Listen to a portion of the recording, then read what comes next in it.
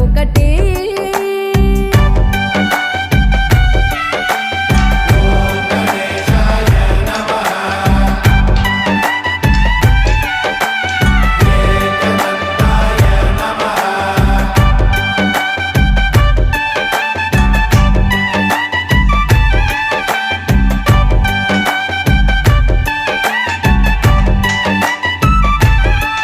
ఎవరికి చెప్పవే, ఎవరిని అడగవే, మనసులో ప్రేమకే మాటలే నేర్పవే.